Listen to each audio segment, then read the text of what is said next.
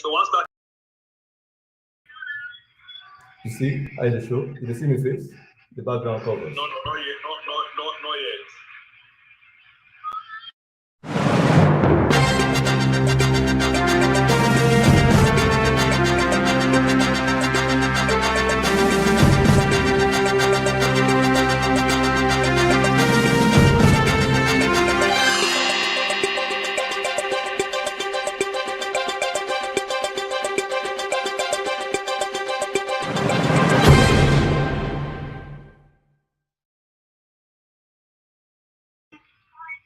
Go, how they call it? You see outside the comment.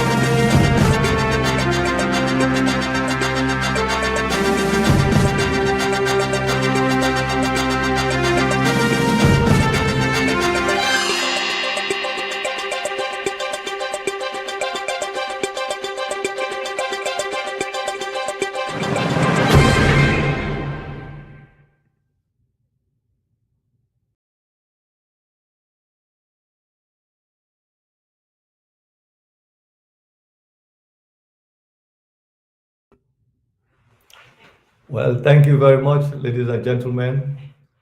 Um, Welcome to another show, another edition of the Frontline show.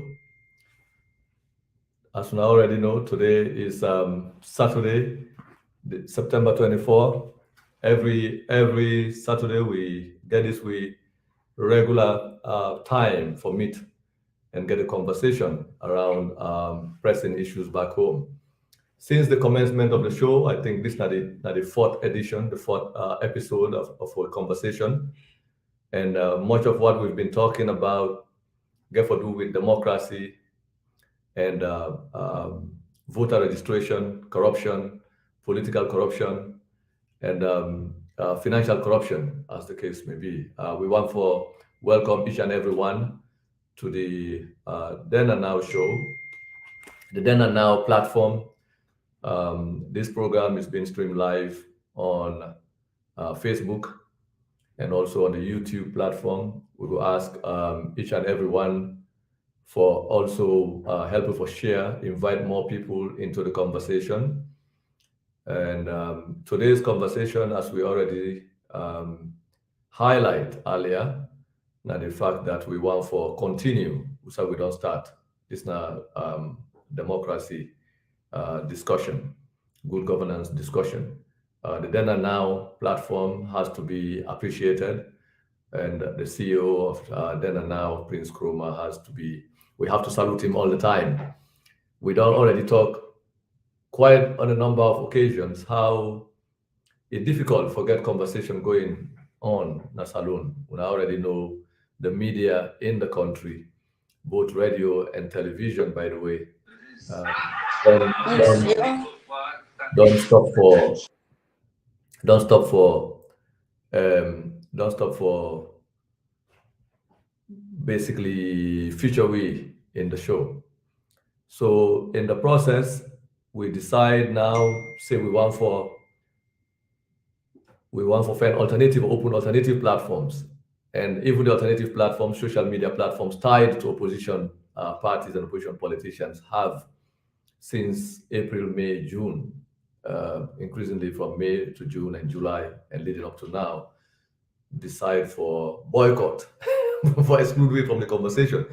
So now at that crucial point, then and now decide not just for the continue for interviewee and show, but provide an opportunity for make we able broadcast directly to the people of Salone. So we want to thank Prince Kuruma and then and now for this wonderful opportunity. And we also want to thank we dedicated followers and viewers and supporters in our pursuit of truth. A post was it yesterday? We saw a talk say the truth does not require a crowd to be told. It does not require thousands of people to be told. It only requires a dedicated group of men and women, no matter how few they are, to tell that truth. And that group of men and women just have to be determined to tell that truth, regardless of whether that truth is accepted or rejected by a certain group of people. But truth, in the final analysis, is going to be the only thing that's going to set us free. You know, in truth, there is salvation. In truth, there is progress. In truth, there is freedom. So we have remained committed to the question of truth, telling the truth, speaking truth to power, right, in the face of those who have power. So regardless of whatever campaigns that have been launched by individuals and groups of organizations with a whole country hostage for the last almost 60 years, we have to be very determined and very deliberate, you know, in our effort to tell the truth. So this is a program of truth, and we want to encourage all those who have continued in this journey with us, not for relent. We still get for determined. In the final analysis, we have only one country, which is Sierra Leone. It's the only country we call ours. It's our homeland. It's patria. It's our homeland. We therefore make sure say whatever contribution we're able for contribute to the progress and development of the country, both in terms of its civic conversation and in holding leaders accountable and advancing democracy. We must do that in the most peaceful way, in the most democratic way. And one way is through this kind of conversations. So I would like to welcome you all again once more to this conversation. On today's Frontline show, we want to continue the conversation on corruption and financial and political corruption. And by extension, we also review Madabio in operation, how it ungoverned the country in the last 4 years. Of course, we already know um, what we've been known for in these 4 years is our continuous effort to bring the the truth about corruption to right in front of the ordinary Sierra Leonean. So today, Madabio and Fatima Bio, they travel outside of the country. Even if the African Express no report how much they don't take, ordinary Sierra Leoneans able to use their calculator or using the evidence we are already highlight for calculate on their own terms how much they think say the president don't put in a briefcase and how much in wife they also put in a handbag for cargo cash. Now they not only take cash for go with when they go, they also transfer money. So like England they go then send money to the to the Sierra Leone High Commission in London, say yeah, we come and hold this money. If not in New York, they send first money to New York, say yeah. Apart from that, they also put money in their briefcase and their handbag. So we have a couple. We have a president and a first lady whose business we've seen is to travel around the world. There's nothing okay. Traveling is one thing, using our money to travel is one thing. Maybe now people maybe like for fly plane, they like for go about charter plane and fly, go sit on a sleep in a hotel and all of that. But what is becoming now obvious is the fact that they travel again, now part of a process for loot the treasury, for loot the central bank. And this has been a pattern that we've documented. We don't tell them and say just between the 2nd of September to the 16th of September, Madabio and Fatima Bio don't take away more than $600,000. This include the trip to Kenya by the president, one-day trip, the trip to London by the first lady for go cry bearing, and the trip to New York for the UN General Assembly, over $600,000. And we are talking about 2 weeks, $600,000 taken out of the Central Bank of Sierra Leone from our own money. This money, by the way, include the amount of money spent by the president and the wife on tickets for cross ferry, would then pay for seabird or whatever ferry travel or the chartered flights, and also the pocket money of the other Bubu Jamawiki follow them. These are just what the wife of the president and the president has taken in the name of paying for hotels and also their pocket money. Sometimes when I look at the financial transactions, interesting situation. So you see in one, like for example, for the London trip, Fatima Bio, they take pounds, you take dollar. Madam Yosef take pounds and take dollar. They go to, I mean, these people they are like starved individuals. So but when you look at it, it's an operation. It's a way of using the legal mechanism in the country for loot the central bank. And I want to talk about this today. I want to talk about corruption, largely speaking, talk about specifically the corruption of the Electoral Commission and why it's very important for people to pay attention to that. We'd already been done the talk say when somebody they thief public money wey na the country money, any president and any group of government officials will make their own business, their own preoccupation, the primary objective of their power na for loot the national treasury. Then people and they will become so worried about leaving public office when they are exposed to the extent that they need to steal power. They need to steal an election in order to stay in power. Because the only thing we guarantee them the security now the fact that they are stealing, they are also stealing, they have to steal the election. What I try to say, if you thief public money, you go thief election, you go thief vote. Because if you not thief the vote, you lose power. The money we don't thief, they get for only for them. So for make you secure yourself and the money we don't thief, you get for also thief the election so that you will able to gain a power. And that not the place I matter building. It come in a power, you say they can't fight corruption, it reduce waste in public spending. You say the previous presidents will come before and when an escrow, maybe they travel all over the world, they can go long list of delegates and They spend so much money on travel. Where income, it will reduce international travel. It will reduce the size of the delegation the way they travel. It will reduce frivolous expenditure. It will close leakages. It will cut down on frivolous spending. As he enter the power, and they will say, okay, this is good promise. It will harmonize salaries. It will, all entire. It's beautiful. So what thing we go do? We see enter the power in April.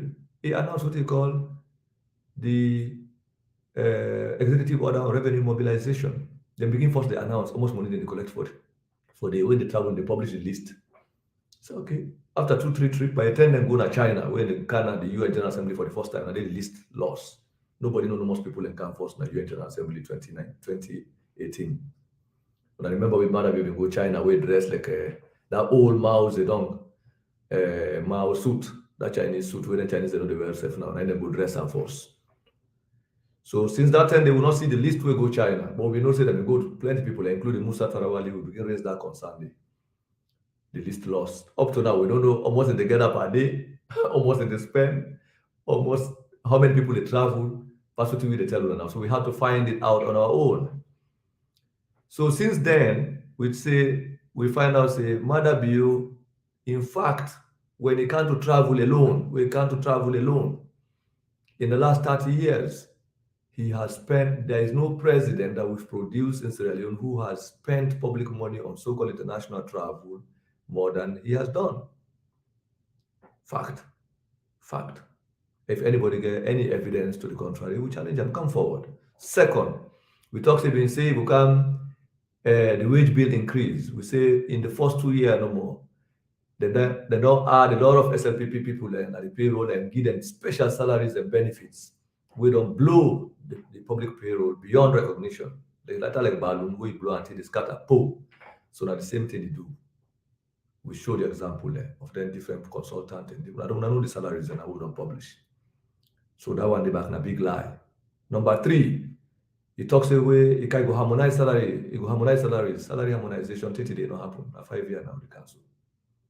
We don't show back that. So at this point, there is hardly anything the government can point to because the so-called free education, free quality education, I left that to the people of Sierra Leone for this side. So with this kind of massive failure, the loot of the national treasury, the corruption, the hypocrisy between manifesto, declarations and what has happened, the reality, the difference between rhetoric and reality is obvious. And we don't show that with concrete evidence in real time. Now the question is this government going to survive an election? I have said a long time ago, it's impossible. There is nowhere in the world where this kind of situation can exist and the president will run a free and fair election and win. It's not possible. And this not come about, this kind of situation not come about because of Mamikos. No, we know the cause Mamikos. We know the cause possible. We just show the record as they are.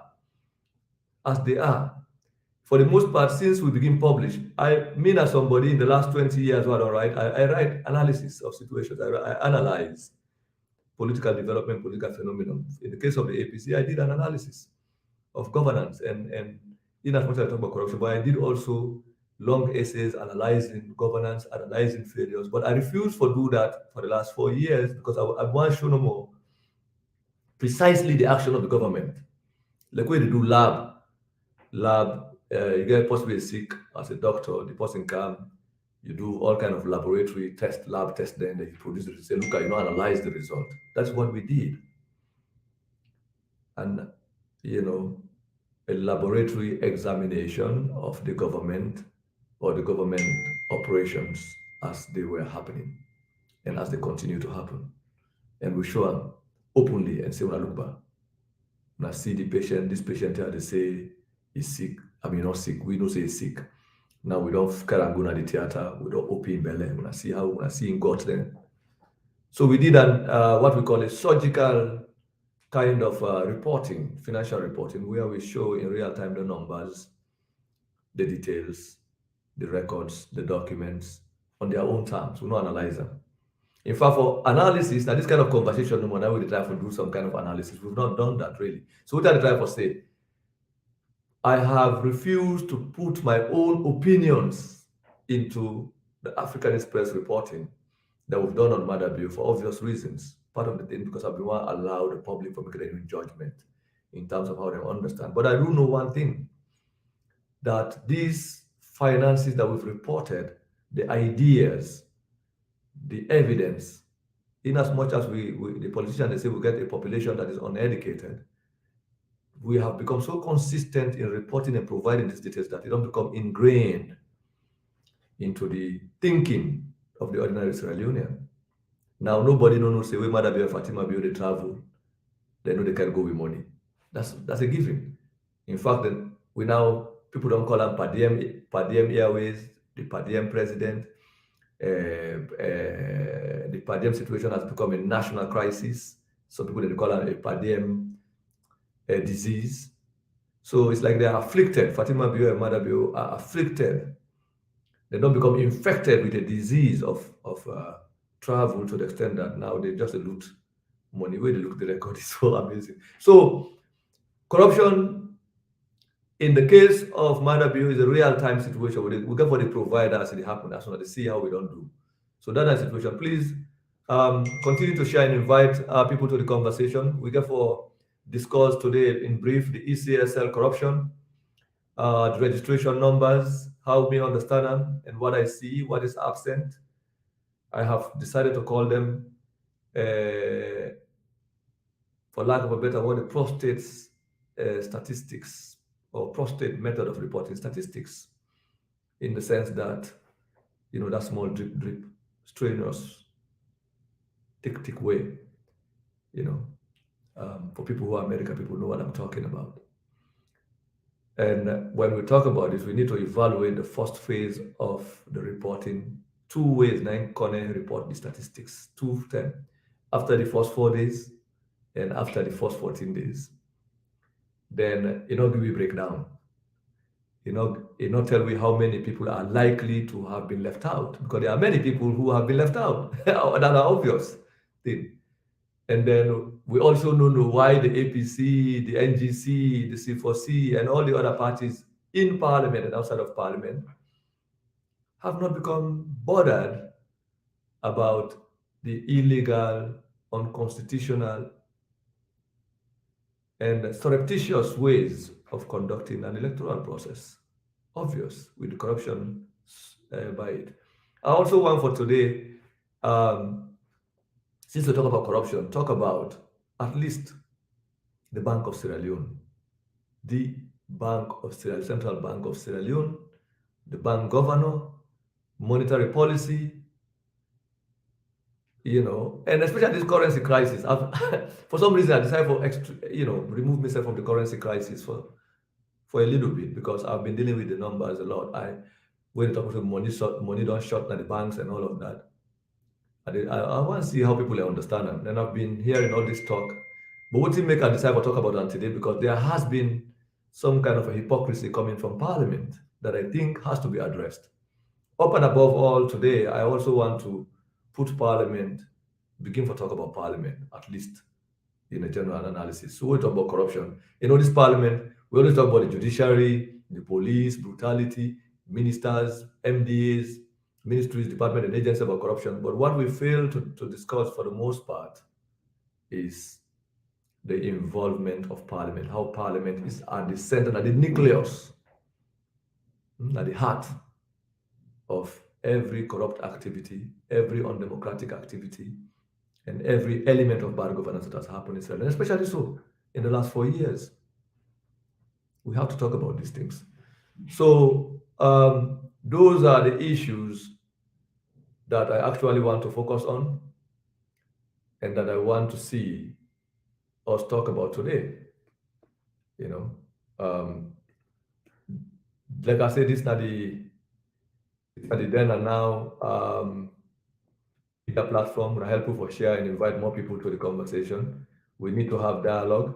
We don't say right now, the politicians, in actual sense, do not want some of the conversations will happen, especially now we don't increasingly identify not just opposition politicians, ruling party politicians, but we don't say the opposition has been very much not too satisfied with what we've been doing, especially now that we don't begin highlight the the relationship between certain groups in the opposition and the ruling party and their effort to give Madabio a second term. Because this is all what it's about.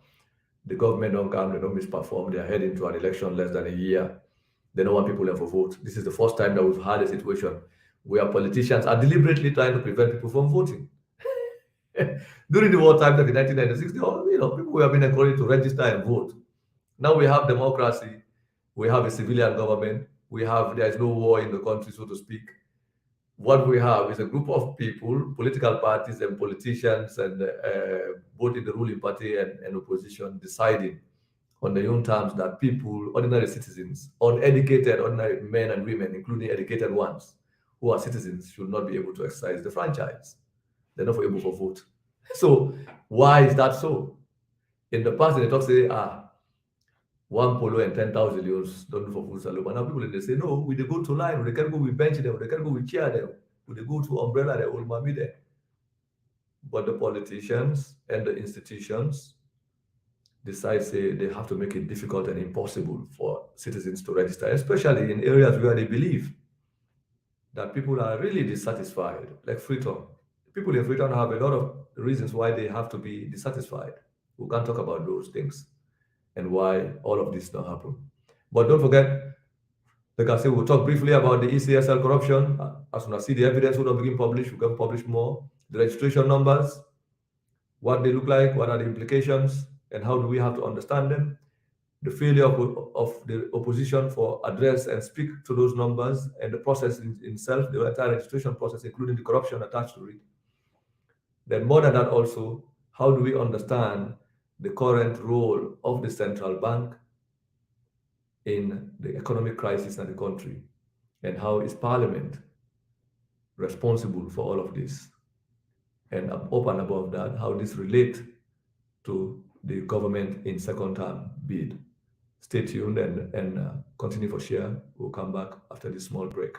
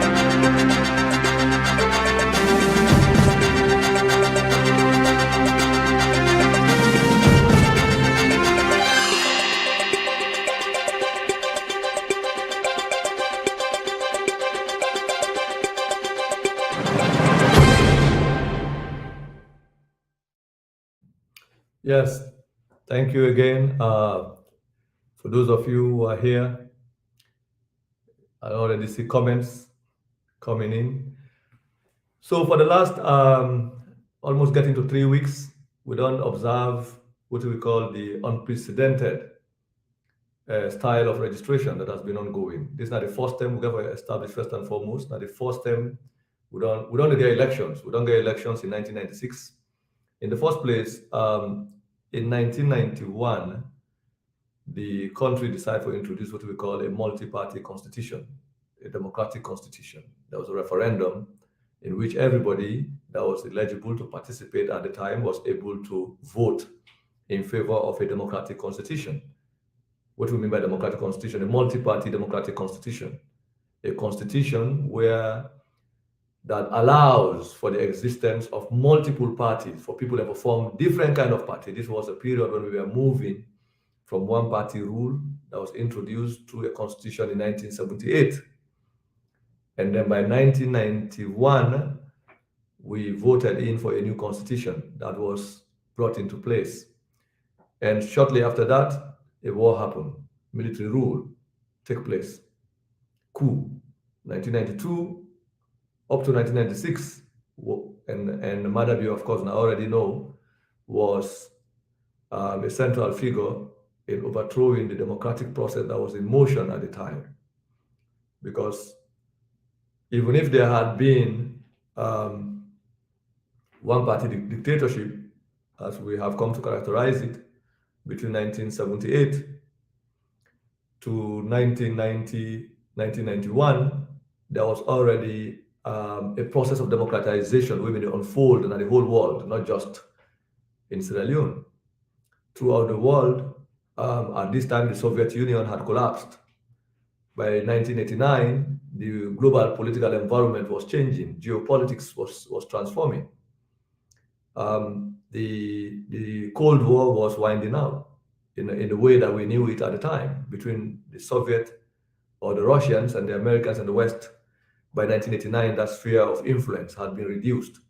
So at the dawn of the 1990s, when the 1990s they come, we begin talk about what they call democratization. For some scholars, they've called it the third wave of democracy, third wave of democratization. So there was already movements around the world, just like how we get the decolonization movements. We also get in the 40s and right up to the 50s. In this period, neoliberalism began push for what we call democracy as we have it today. The shift in most parts of Africa at the time, many of the countries then been there under one party rule. Been there under one party rule. And that one party rule, under one party, even if people contest elections, the elections are being organized by the very party in power. So the people that already contest, they're all the members of the same party. They fight for constituency symbols, it was bloody. We all know that history in a salon.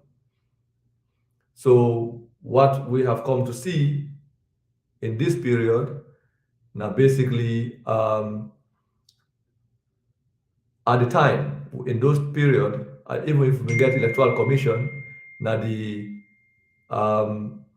internal affairs ministries in most countries that they organize elections because the party within a power and the young members they contest against each other for symbol, for constituency, for members of parliament.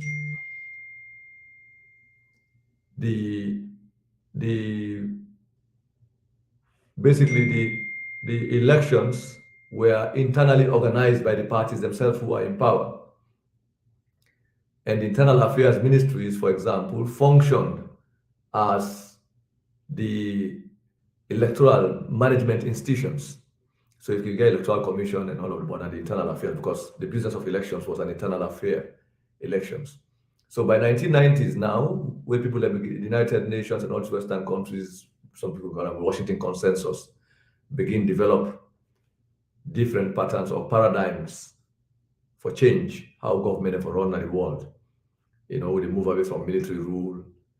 In the 70s, they can now say we need open society. Citizens can get more say in governance for reduce tension, for reduce the killings will be happen because one party, what one party rules they do in the 70s and 80s for drive many intellectuals, journalists will not be one for agree with the dictates of a single leader in a single party. Some people left their countries. And not just happened as alone. This was a pattern across the world. In Africa, you have Kenya, you have Guinea Conakry, you have all of these one parties that were in power. Many people became exiled. They got run away, left their countries because no one for agree. And this include intellectuals, academics, journalists, activists, even businessmen. Some they just fold up and go away. Well, I know the story in a salon, you know, and all of that. So because of the NTR now, the world say no, we're not going to allow political refugees, people running away and crisis and conflicts, structural adjustment programs, economies of these countries crash. We need some kind of process through which will allow everybody being a citizen of the country forget their own voices heard. So this is how the idea of multi-party democracy again returned in the 1990s. Most parts of the world begin to talk about now new constitutions, development of new institutions. So for Salon, by 1991, we don't vote in a new constitution. As we can talk about the limits or the dangers in the constitution what we get from 1991 to now, with the way the government say the need for change. But one thing we can agree, now the fact that this constitution provide for one thing, that each and every citizen get right for form a political party, get right for hold an opinion of your own, get right for exercise the right to association, right to expression, the fundamental rights as citizens. You don't necessarily get for be APC and SLPP member. If you can decide for form your own, or decide for belong to any other party of your choice, or not even support any of these parties and their policies, and advocate for what you think and believe for be the best way for running society. That's what the constitution is about. So fast forward to where we are, so they begin to develop this process. We get military men kicking out the one-party dictatorship. There was war too. So the constitution, for the most part, became suspended during the NPS until 1996, where we begin to talk about how to organize elections, how people ever begin say voting caused this war, yeah, because we prevent people ever participating in the political process in the country freely, to exercise their right to the franchise, for vote, the way for vote, choose leader of their choice, choose the parliamentarian of their choice without threat, choose Sudan and the president, way for rule in a democratic way. Ballot box democracy, basically, electoral democracy. We need them. And one way where people are able to agree, say this leader for rule. And not only that, that there will be specific time where you come, if you serve 5 years, after 5 years, you organize general election, if you be free and fair, everybody can vote. If they believe saying a good person, then continue. And no matter how you good take the elected, for rule past 2 terms, 10 years. If you go. This one for prevent a situation where anybody go impose himself on top of the country.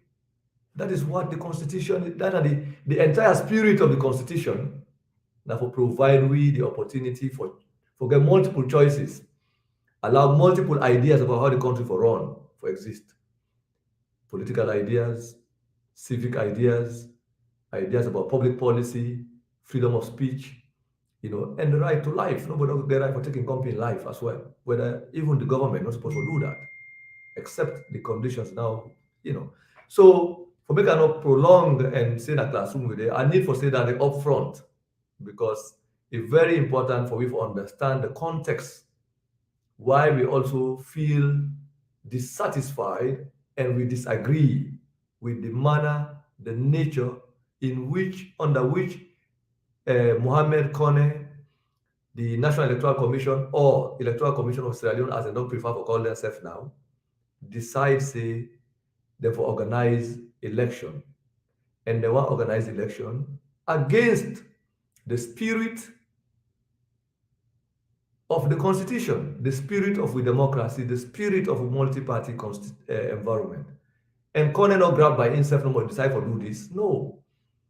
Kone decide for carry out this with the endorsement of the politicians in the country, including the ruling party politicians led by Madabio as the leader of the SLPP, and the opposition politicians in parliament who are leading the opposition parties, some of the, like now, we talk about the APC. The APC has no real structure.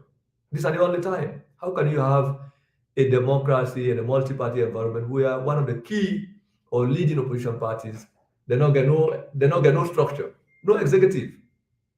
And this is not done by the party members themselves. It is done by the courts through the help of some of the opposition politicians in parliament. So basically, through this process, apart from the election, these kind of institutional processes for undermine democratic organizations in the country, political organizations in the country, now a violation of the constitution, now a violation of the spirit of the constitution, now a violation of the political conditions we give rise to the development of a multi-party constitution in the first place.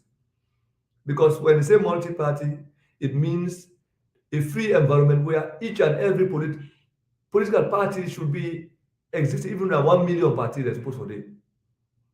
Regardless whether they succeed by election, they don't succeed in elections, they have to be. The constitution will put limit on the number of political parties that should exist in the country. In fact, the constitution recognizes the fact, say, every citizen get right for belong to a political party or constitute a political party that reflects your own philosophy of how government or the society for run.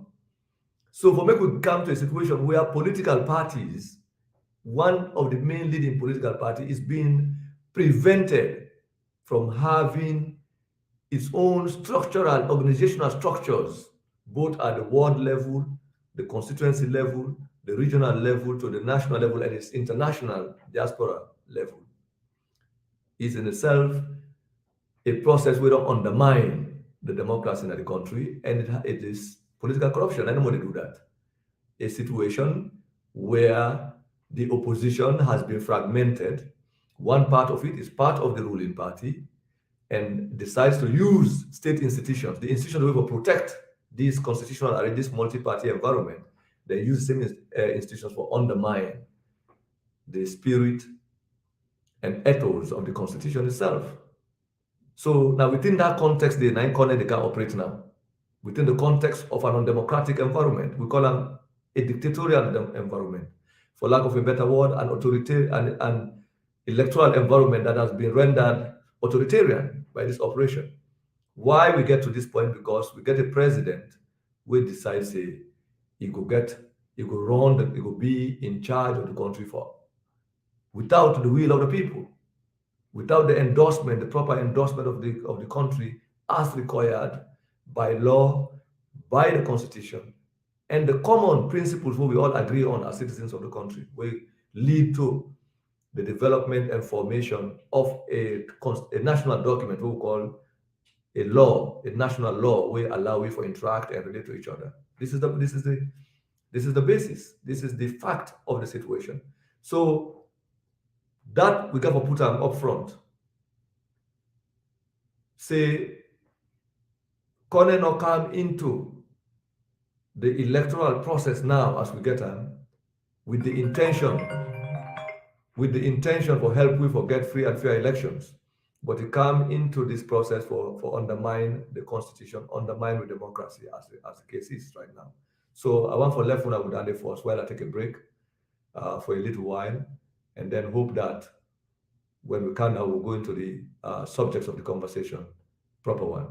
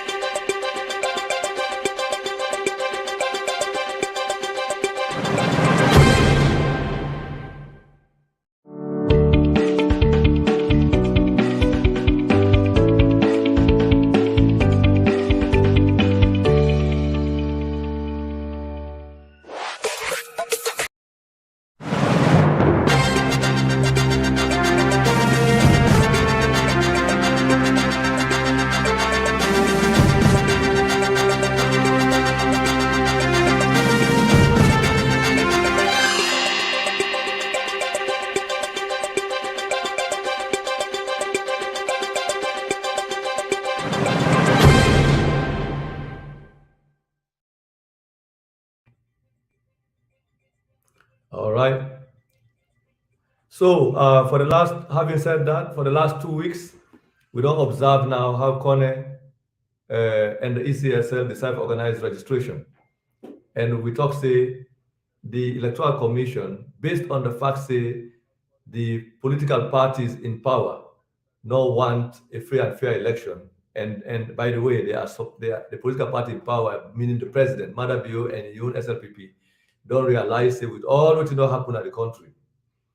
They're not going to face the people of Sierra Leone in a free and fair election and decide for undermine the process of having a free and fair election. So, Kone, it became now the responsibility of the Electoral Commission for also for make sure that they get a predictable result. We don't talk in the past about the different kinds of registers, the violation of the institutional independence of the Electoral Commission, the NCR, and all of these situations. So today, I just want to talk about the illegalities, how Kone violate the democratic rights of the citizens of Sierra Leone. in pure term. So I would define that one day, all of that illegalities as constituting what I call um,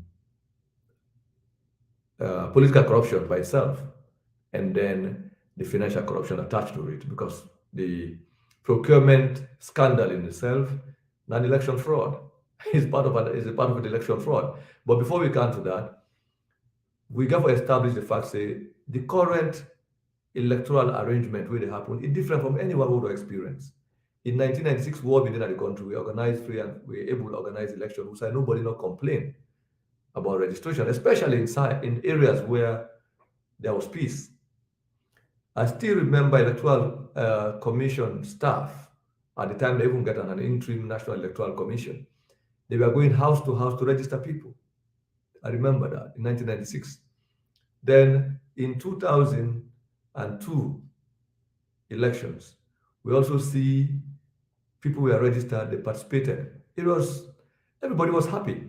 You remember the music, the dance, those who supported Tijan Kaba, they say Tijan Kaba, they say Kolonko, but we're there for you today, we're there for you, Tego. You see how we've come progressively over time. In 2007, when I remember the debates, the conversation, the participation, the election that led to the arrival of the APC back to power after 15 years of being kicked out of power. This was in 2007 with Ernest Bai Koroma. Then in 2012, I always reference 2012 because I became more active in the political arrangement of the country in 2012 as a leading critic of the APC and also as a key participant in the electoral process at the time, and not only that, for help the country get a standard biometric system of registration where we campaign for, we monitor the registration process. In fact, we developed what we call parallel, what APC people themselves they call a parallel registration. This now the idea that we put representatives or party agents or agents in every registration center with books. When people in the campus would ask them, "What's your name?" Mohammed Kamara. Who's you? Then take a record of you, some details before you go to the electoral officer. Telling the next people that complain, say political parties and civil society activists and people where they do that, then they affect the registration process. There was a huge debate on SLBC. I was one of those people to explain why, in fact, we were not doing parallel registration, but we were monitoring the election. And this was right. And that idea of political parties carrying out that kind of form of monitoring of elections, now me introducing a conversation at Stop Press at the time. At the time, many of these politicians that would again have power, these ministers and all these people, were in opposition. They took the idea. We all will say you cannot have democratic elections or an election that everybody will agree with if we not get a proper and effectively scrutinized voter registration process. So at the time, the APC then campaign coordinator was Logus Koroma, appointed by Ernest Koroma for being the national campaign coordinator. Okay, I was on the same SLBC platform with all these characters, with the debate, the reason there was a new. In fact, during the, if I remember very well, when I can check the SLBC archives, the Niger archive, because I don't know whether Niger respect for maintaining archives, but I do remember vividly in the conversation at the SLBC where Logus was opposed to the fact that we've been the demand say for scrutinize. He even accused the National Electoral Commission, the new people. By then, new was led by Golokata, in which he got this during the TV show. He presented this picture of new people that they criticize and say that they help for monitor. So, what am I talking about? Civil society, political parties, the media were active in the conversation about getting a free and fair election, getting a proper register, getting a well scrutinized, well monitored voter register. And at the time, technology not been developed the way it developed so now. The WhatsApp not been developed to this point. Facebook, this kind of Facebook Live, not been done this kind of way. But the media was open. SLBC was accessible. SLBC, I would tell you, say between 11 to 2012, I was featured there, even though as a critique of Ernest Koroma in the APC, I was featured more than any other person on screen. Today, the SLBC cannot interview me. Why? Because both the opposition politician then in the parliament and the ruling party politician then no want this kind of conversation where they get naya forget out to the people. In fact, they even tell the people, I know watch you, African expression, not share. What did they say?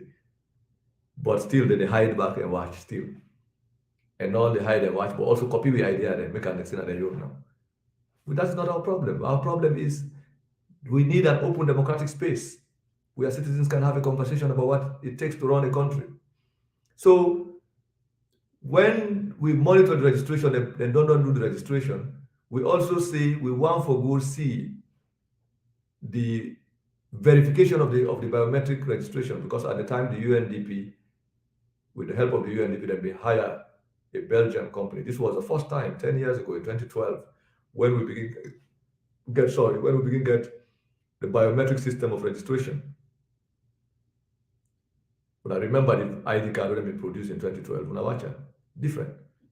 So we go Belgium again, inspect and make sure say we are satisfied and come. So at minimum, we had a voter register and a voter registration process that all political parties, politicians, civil society, whether they for or against government, may agree with before we enter into the elections of 2012. So there's a difference between how votes were counted, whether they were cast, but at minimum, the steps towards the building blocks towards the elections were satisfactory. Now, fast forward in 10 years later, all of these politicians and people who have been involved in trying to get a good register. And at the time, the current internal affairs minister, Nambi, represent the SLPP. Pandanoa represented the SLPP in Belgium when we went to Belgium to verify the record, the voter record. Abinidi, Claude Kamanda, who he represent APC. He was a member of parliament from Waterloo, I think Waterloo Rural. So why are they always referenced? I will tell us the opposition politicians now, we don't remain silent, we don't hide. We decide to go lock themselves inside the cupboard, inside the closets, or hide under bed, or disappear completely from the scene at this time. Not to say that no, how forget a free and fair election. They were in power. The APC politicians, Cherry Kuku, they were all been in power. In fact, they were so against some of the things that we were saying. I remember for going to Belgium, now a different ordeal for us. I will explain you now how some of these APC people, when they felt very hard, they said they're not going to include me in the delegation, even though not them they pay the money on the UN. They were fighting very hard to make sure I was not included because I was demanding, say, we have to have a clean voter register. We have to make sure everybody's registered. We have to make sure there are no duplication in the registration record. Nobody will register twice. So, but that's a different conversation. Why I say this? I will tell you, I say we already get experience on how to organize elections. We don't spend a lot of energy and time. If anything, Sierra Leone should be teaching other countries now in the region and other parts of Africa how to organize free and fair elections. But here we are, 10 years later, from the point where we begin to develop a biometric system of registration for elections, we don't come to a point where deliberately the politicians in parliament and the ruling party decide on their own for create a difficult situation for to prevent ordinary citizens from participating in the electoral process. Basically, they do not want a free and fair election. And the effort for make sure that they not create the environment for free and fair election, a violation of the constitution. Then they undermine the constitution. So why parliament cannot be excused from this situation? Because now parliamentarians they first try for pass law. They decided to bring in a law that would make it difficult for people, especially people in Freetown, in the north and northwestern regions, for be unable to register by bringing in the NCRA, the NIN, National Identification Number, and all these other things, boundary delimitation, proportional representation. They want to destroy the democracy. They want to undermine direct democracy. They want to exclude people from governance. They want to make sure so they, and they don't lay out election law. They also brought in a law for change how political parties should be formed and regulated in the country. Two laws that they introduced in June. They started developing this earlier in the year by bringing in fake census, fake biometric registration system since last year, the arguments, and then they put into motion now, then self-involved now. So by the time parliamentarians then leak out, then because the welfare bill, not to anybody expose them, and then the parliamentarians say that they take a gear to the young journalists and the young bobo there. Say, yeah, when I pretend say this document leak because they want we for talk about the welfare bill and forget about the fact that they get an election bill already, then get a political parties bill, political parties law already, then get a national security and intelligence law already, we then keep with the one pass. So for make them black, and this time again, they make sure say all them bobo them, the street gangs with them control, all them cliques and gangs the way they control the street, they put them into motion. They begin make police brutality, Okada, all kind of protest. Stage managed because the politician in the parliament and Mother Bill agree say them for make help Mother Bill forget a second term. And there's no way they will do this other than using the institutions and law and the legal process for twist the legal process and the institutional arrangement so that they will able to give the president a second term. Rig the election through the use of law and institutions. So then when they don't watch, they say they don't put the country into motion. Put the country into motion and then animate the country into this process. They decide now, say, people therefore remain distracted. Basically, politics of deception and distraction. We don't talk about this many times. But what are we talking about? At the time, by June, Parliament already knew they were going to bring in a set of laws for undermine the constitutional arrangement, undermine the democracy. Then count one law where they change the rules and regulations and laws under which we for organize elections. Then try to bring another law again for change how we form and regulate political party activity. These two are not innocent developments. And they're not out there for improve the democracy in the country. No. When you look the content of the laws, you look the laws the way they inside it, the provisions inside it, now things the way they undermine democratic participation, where they undermine people's ability for vote, people's ability for belong and form political parties. It's a deliberate effort to change the democratic landscape, for undermine the spirit of multi-party democracy, and by extension, for it was a coup against the constitution. We discover that and decide to expose them and bring them out to public knowledge. Now here we are. Here we are. Few months after we forced Parliament not to pass the law, until we say they not pass the law, they pretend to be innocent. What did we see happen? The Electoral Commission not only not provide the conducive environment for allow people to register, they also make sure say the computers, the technology we then get, they create so much problem that people don't even register. They not only stop there, they make sure say but they reduce the time for registration. Say now 2 weeks, then people have to register for instead of 1 month. And they begin say they reduce the centers there, change the centers. They change the entire electoral arrangement of the country. They completely then change them and decide say they will organize election in a way that whichever way we try, Mother Bill forget advantage. We don't talk about which one parliamentarian and forget inside and not forget inside. But key thing first, the constitution now create the electoral commission. The constitution also give the electoral commission the power and the instruction on how to organize elections. The same constitution now provide we the rules of qualification, how somebody for qualify for be registered as a voter. The politician they know that they say if you're not 18 years old, you are of sound mind, you sense complete, and then you for able prove say you're a citizen of Sierra Leone, you get right for be registered as a voter and compulsory on the Electoral Commission for register you as a voter to participate in the election. One way for proving citizenship, let's say by birth certificate or any other identity paper, or if you not get any stakeholder in the community that people know, say now a citizen or an elder that the community stakeholder, pastor, imam, clergyman, parliamentarian, elected representative, or a JP, Justice of the Peace, can give a testimony attesting to his citizenship. That alone is enough to qualify you to vote. The purpose of election now for encourage every citizen for participate, we qualify for participating in election. But now we don't see the reverse, where people come up with their identity papers, they come with elders in the community. Basically, the Electoral Commission decide, now they don't decide on their own whether a citizen or whether not a citizen, regardless of whether you get paper or not. Now they decide whether for register, whether not for register. This is a premeditated, planned operation that is done not in reference to law, but according to how Kone and you people learn. The evidence is abundant.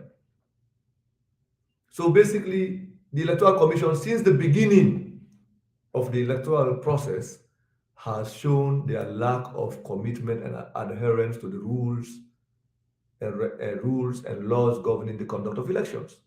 So in other words, the electoral process as it is being conducted now is not in compliance with the laws of the country, both this constitution and the secondary legislations, and we give the commission the authority to organize elections.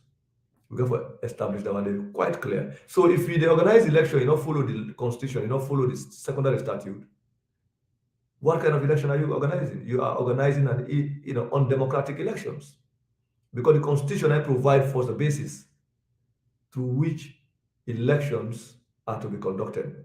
And one step to that election is the creation of a voters register. The voters register also should be populated by names of citizens who are qualified to vote. And the citizens who are qualified to vote, the criteria of citizenship is stipulated in the constitution. Now, the electoral staff, the electoral commission, and all people who work on it, then decide on their own for develop their own rules of conducting elections outside of the laws. Wouldn't a brain think, wouldn't I agree with Mother Bill, and wouldn't the parliamentarian they endorse, and then decide for use for conduct election. Now this makes them ask for birth certificate. We show blue birth certificate, no, a yellow one. Wake out yellow one, they say no, a white one. Wake out white one, they say no, this one are fake. Then they take picture, they say they send them for verification. So the electoral commissioners decide on their own for say, now they choose who is going to be registered as a voter, who is a citizen that is qualified to register, and who is not a citizen on their own terms. Even where people have presented birth certificates, they are denied. Even where people did not present birth certificates, they brought in ID cards. They said no. Some even passports are being rejected. We don't see them video, their testimonies. Some people even come with elders in the community. They are denied, rejected. Some people then, they come again with letters from JPs attesting to their citizenship. They have been denied. So here is a case where the Electoral Commission and electoral commissioners and electoral staff take upon themselves to determine who is a citizen and who is not a citizen, who should be registered and who should not be registered, without reference to law. There is no law that gives them that power on their own terms to determine who should be included and who should be excluded, who should be registered and who should not be registered, outside of what the Constitution stipulates. Even where people have nationality papers, birth certificate or otherwise, they are also excluded. This is not an allegation. This is what people are testifying. Videos, we've shown this. So the question is, who should bring these people to check? Because the National Electoral Commission and the electoral commissioners and their staff are not above the Constitution. They are not above the law. They cannot organize elections like guerrilla leaders who will just decide what the rules are, what the rules say, based on their own thinking and their own desires. No, that is not what democracy is. Not so the Constitution say, not so the law say. not to sow the processes through which we can have a free and fair election. And that now one way, that now we all, including those who have tried to register, who have not been registered, don't experience. We have no argument, no dispute that this that I'm talking about has not happened. And this is not a problem of first-time voters, because we don't get a situation where political parties want to make us believe it is a problem of people who are voting for the first time. No. There are people who have voted before, voted twice, voted 3 times, have not been able to register. Not because they do not want to register, because the Electoral Commission and the electoral staff decide on their own terms who should be registered, how many should be registered, how many days should be allocated for registration without reference to the law, without reference to the Constitution. Who are you organizing elections for? Elections are not organized for the Electoral Commission. Elections are not organized for the SLPP or for the APC alone. It's organized for the people of Sierra Leone to determine who among the people who put themselves forward they are going to, for elective offices, should be elected. Now, these people can be members of the APC, they can be members of the SLPP, they can choose not to be members of political parties, they can be independents. That is what the Constitution says. So you are not basically going to organize elections based on how Madabio thinks the election will happen, or based on how Terry Kuko and Skanda Yumkelade thinks that so the election will happen. No. The Constitution is above the president, is above the parliamentary leaders, is above the Electoral Commission, is the supreme document that ties each and every one of us to the country that we call ours, which is Sierra Leone. So any process to organize a political activity or event that does not conform with this Constitution in itself is undermining the peace and stability of the country, it's undermining the rule of law, it's undermining separation of powers, it's basically bastardizing the democratic institution that we have in the country. And this is why your politicians do not want to talk about this, because they know, say, they don't commit treason against the people of Sierra Leone by remaining silent as lawmakers who try to make a law, who try to give the Electoral Commission the legal authority to undermine the Constitution, to exclude voters, to exclude candidates that the president fear would likely organize or vote against him or stand up against him in the coming elections. That make you see they all don't hide. That disgrace, that shame, they don't shame. These people try to steal our democracy. They try to steal our rights as citizens. They worked very hard in the middle of the night and in broad daylight to steal the democracy of Sierra Leone, to steal the voting rights of the citizens of Sierra Leone, to violate, deliberately violate the fundamental rights of citizens, the political rights of citizens, the right to choose your own representative, or the right to put yourself forward to be elected into public office, the right to form a political party of your own choice, the right to exercise your freedom of speech, your right to vote, your right to elect your own leaders. This is what they try to steal. And we caught them red-handed. We caught them right there, pants down, and we brought them to the market square. We said, okay, now if I want to sell the country, I sell here. When I sell the country at the Luma, do it right in front of us.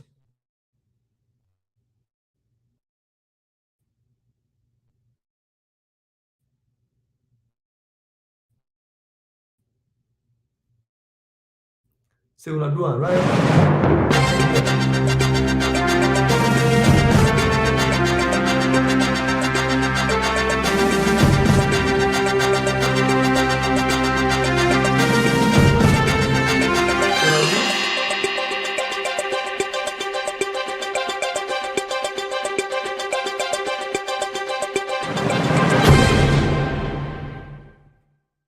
Now this we don't see in the last couple of days.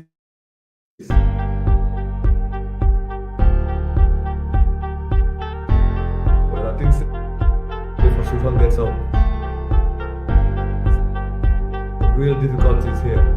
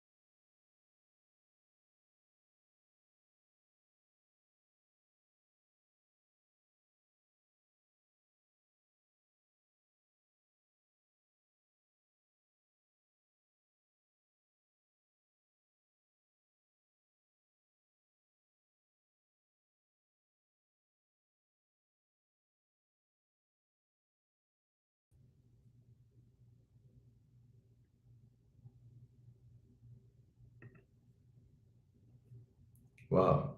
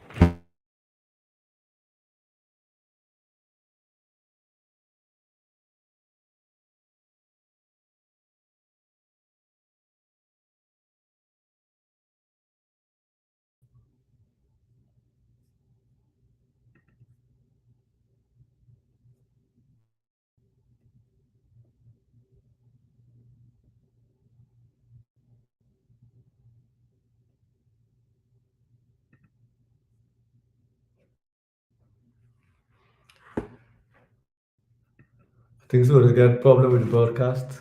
I don't know if it's hack or hack we.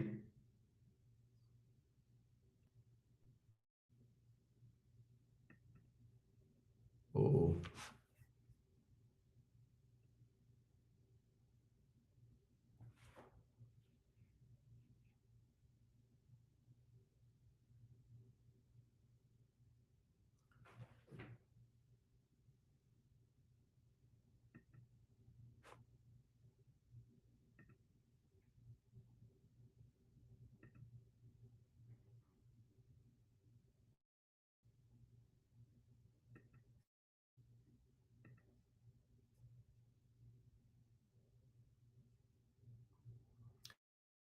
Yes, we want to apologize for the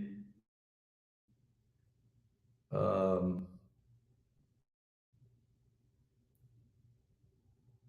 my goodness.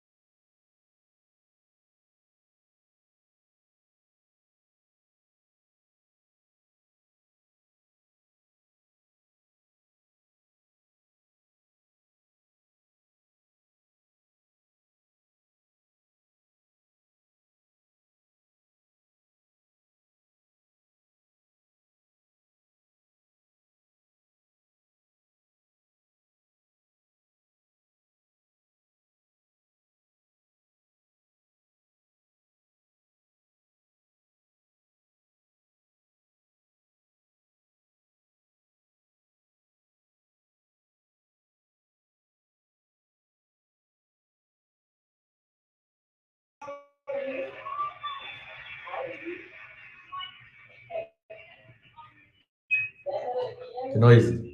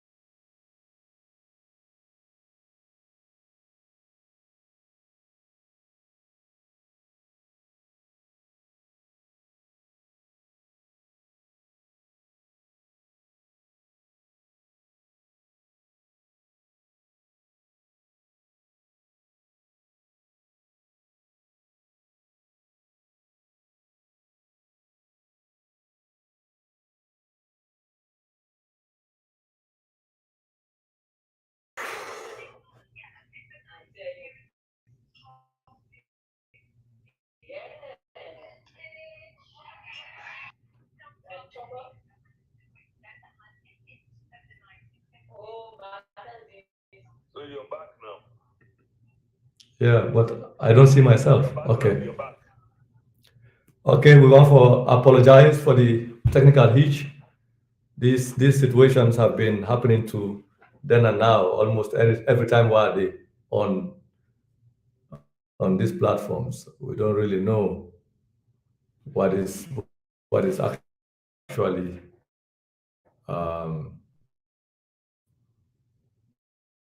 the problem here.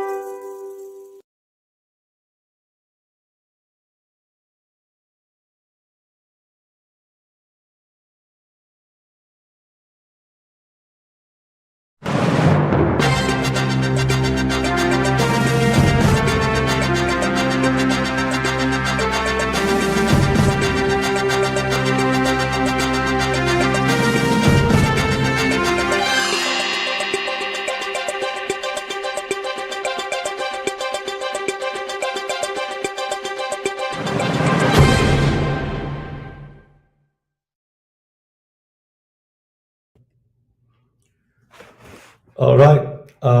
So we got a change. We find out, say, the broadcast been the cause of problem as we continue for talk about democracy and the violations. So let me read a couple of comments and see what is in the chat room. We apologize for the fact that we always experience these technological problems as we continue for talk about the very important conversations leading up to our democracy. Remember, I was basically in the middle of talking about the what are characterized as the constitutional violations by the Electoral Commission. And I don't highlight the fact that the Electoral Commission decided to organize the election without following the constitution and the laws. And I think that they will be they go that side will be there when abruptly we get this abrupt break in transmission, as we can call it, break in the in transmission. So I would like to take a couple of messages in the chat room. In the meanwhile, we'd already go 1 hour 30 minutes into this conversation. I don't talk about the legal violations, in my own estimation, where the Electoral Commission decide on their own term for determining who is a citizen and who is not a citizen. And more than that, also, who should be included or excluded in the electoral process. And in this case, then decide for use their own term, their own criteria for determining whether a citizen, whether not a citizen, whether you get birth certificate or not. And at this we see in the first round, with all the difficulties, computer difficulties and all of that, the Electoral Commission announced, say they don't register in 4 days, almost 500,000 people. And this cannot be really from Freetown and other parts of the north and northwest, where virtually every polling or every registration center experienced difficulties, some for 2 days, some even for the entire period where they're open. So 2 weeks later, we see Cornell also announce the numbers over 1 million, some 100,000 people will register. But again, we just get numbers for regions. We not get a complete breakdown of the numbers per ward, maybe even by registration center. Easy for do. If you use a computerized system of registration and a biometric system of registration, you should be able to provide these details of how many people don't register and not. So now, at the end of the 2 weeks, without a proper and complete statistics, the first statistics we then give the first 4 days and say 500,000 people register, and less than 70% of the statistics, the numbers. Now, 40% or thereabout been left we couldn't account for. 2 weeks later, we announced statistics we say at 80%. There is no discussion about where is the 20%, and who side is 80% come up from, apart from the total numbers by region. We're supposed to get by district, by constituency, by ward, including even by registration center. So that way we will know, say, for example, if you take Shell or you take Calbaton, a given center, you know whether you don't capture, or you're able to estimate how many people you've captured. And currently they argue, say, we don't project, say, we register 60 people per registration center per day or 70, 100. No, it's not a business. The projection that the Electoral Commission should give is to register each and every qualified voter, not a specific number in a given location. No. So we have every reason to believe, and the evidence so suggests that many people who are qualified to vote or who will be qualified to vote in next year's election have been left out, either by deliberate effort of the electoral staff for denying or rejecting their identity papers, or the deliberate effort of the electoral staff for create technological problems will lead to the exclusion and frustration of these voters. And many of these people are in the western area, Freetown and in environs, and also in significant parts of the north, Putloko, Cambia, Bombali, and all over. Now, opposition parties, and if I don't raise this question, they refuse to do that. In fact, we have come to find out that many of these opposition parties, if you take APC, there were many, 80% of registration centers, if you come to check, you find out that APC really had no, um, and this is also true. We use APC as a bigger example because they are the biggest opposition party. Now, then no more APC, the rival at this stage for numbers. Then you talk about other parties and C4C and NGC. So if APC enable deploy or no actually deploy real registration agents, party agents in many of the registration centers, which is why they don't have really real records. If you ask them, the 21-man committee has been divided, going to the registration, they pretend they make peace. None up to now they are arguing. There's no proper structure. So if you not get executive structures, how are you going to supervise elections? So the party is disorganized. Its monitoring of the elections is disorganized. In fact, we don't talk about how some of these people are not interested in the registration because they've given up the elections to Madabio. They want him to get second term because they get a new political agenda. And largely, these are the parliamentary leaders, members of parliament. We talk about the corruption and all of that. They have not taken up these issues. In fact, when the registration starts, them decide for transfer their own constitutional responsibility to foreign diplomats. They ask their own supporters and citizens of Sierra Leone for direct their complaints about the registration process to the EU delegation instead of to members of parliament or the councillors. That's what they did. If they really get a system of registration where they're supervising and monitoring the registration, they will not even think about that. They will set up their own tallying process, their own monitoring process, their own reporting mechanism. They have not. And now some of them will talk about how for monitor the exercise. I don't even see people that they send me forms that they send on the APC incidental form from Kolili because they want me for poster. Tell you must be damn out of your mind for things say I don't even know which one are they after. So anyway, we don't talk about the constitution and the democratic landscape, the effort of the Electoral Commission for undermining people the registration, which is a violation of the constitution, and the rejection of people's identity papers and the process of determining people registration. And this, now the law, it goes back to what Parliament was trying to do with the New Public Elections Act. We will be arguing about. So all of this will unfold now. What Corner they do now, within Corner and the parties in Parliament who will help Madabio and Madabio be the try for do. That we see unfold. So they try to do it with law, all right, then try now for do and by force. Create confusion, heap fete, begin harass people, begin arrest people, so people will be intimidated, despite that people came out. They want to vote. They want to register to vote. Why disturb them? Why prevent them? Now, we don't talk about this massive corruption where if you argue, say, what you made the register people are half and half, by turn. We know one day happen. You say that because they don't get computers. And we already don't report about evidence. These people that take over $10 million from the Central Bank of Salon, from your money, the Treasury saying they buy computer, then 2,000 computers. We don't talk about that. We don't show the evidence. We don't get evidence that they buy them. What do they do with the money? Parliamentary, in fact, we don't talk about this, they will say, what you make when I set more and then parliamentary and then push these people with them call cop. Then they hide, then create this coalition of progressive political parties.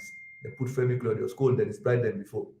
Then beyond that, you get Kanda Yukala, you get Eriko in the hide. Then they control the organization.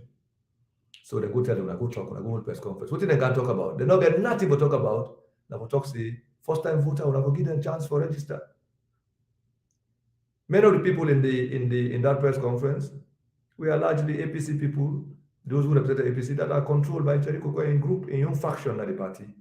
We get a young ambition, say, after Madabio and then for take over. We don't talk about this. We don't need for repeater because the program don't go far. They did not, Richard Conte grabs it, they talk about it, say, I don't talk about the corruption. Why can't you talk about the corruption? We talk about $10 million, my friend. It's $10 million. Every politician who cares about free and fair election will not ignore the theft of election funds. Any electoral commissioner with a thief or winnable account for $10 million of money wey dem for use for register people dem, for buy the equipment for register people dem, enable account for we not follow the process, procurement, and all of this has been violated. Which guarantee gets that person dey go able protect people and vote, go able manage people and vote and vote and notify. So for those of you who are asking about the violations, there are many, from the constitutional violations to the financial corruption to all of these combined. The Electoral Commission, if not any environment where the politicians want free and fair, they will have demanded for a stop of the elections. If you're not agree, if you don't care, then go to court. Ask the court to stop the process. Say, no, you cannot conduct elections with the intention to deliberately exclude people from taking part in the election. You no go do that. That's not the essence of our electoral process. If they advise enough for do and they can take the court, the parliament for convene and decide for invite corners, say tell me which law you use. Because we don't give you law for use NIN, we don't give you law for use NCRA.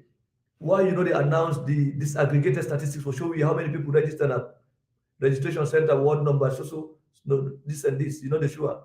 You can't announce like saying a ginger cake in the cell.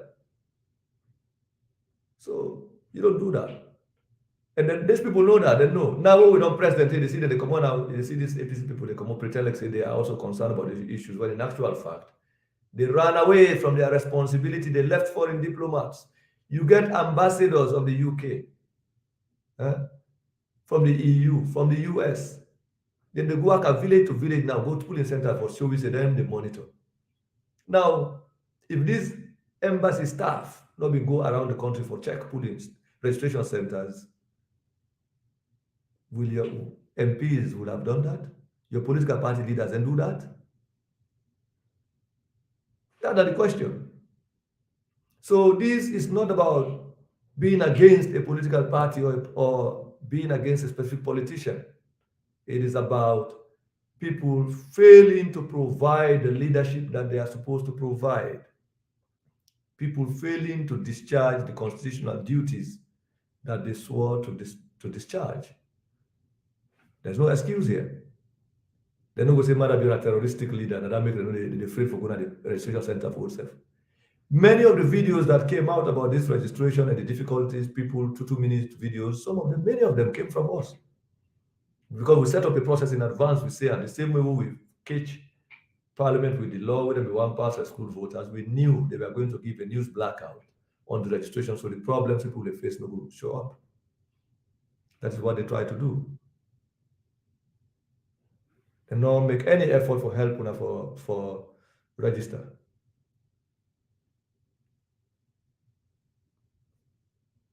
And the evidence is right there in front of the people. So we still get more than $10 million that the ECSL cannot account for, and the political party leaders have kept quiet about it.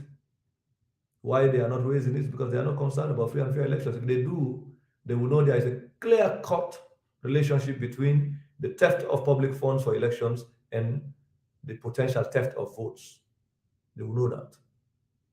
They will know that this deals with not just the credibility of the electoral staff and the electoral commission and electoral commissioners, but it deals with the integrity of the electoral process itself from the very get-go.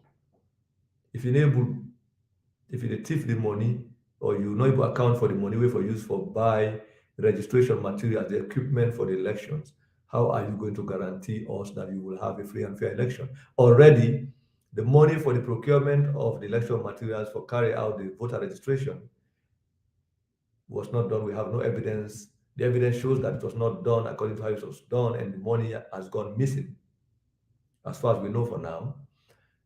Then the registration, the dip and thief people are right for register. It's right there.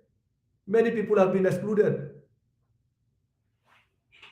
And now when you move from 2 weeks, you move go to another area, you left people that are not registered now. One village, you move the registration center to another village. You are not talking about how to come back to that place. You are saying people should go. Therefore, follow the machine, then go inside the machine, and then have to go register. You forget, say, even that in itself is a violation, because they say you for register in a place where you are ordinarily resident. Ordinarily resident. You are asking people to move from where they are ordinarily resident to chase the machines, where the machines have gone. So the politicians still have an opportunity to correct this if they want to.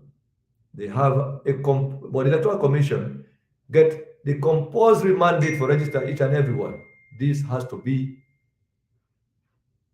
demanded. It's a must. So we don't address this. The question of disenfranchisement, as we know, has been a collaborative effort from the get-go before even we reached to the registration. This was what Parliament was trying to do with the Public Elections Act. This was what the census, fake census was about. This was what the NCRA skewed registration was about. And this is what we're experiencing now. So you have Parliament, you have Statistics Sierra Leone, you have NCRA, you have ECSL, all of them coming together for prevent the people from having an open democratic environment where elections will be organized in a free and fair manner. It's our responsibility as citizens to know this, to demand that we are given the right to be able to vote peacefully, democratically.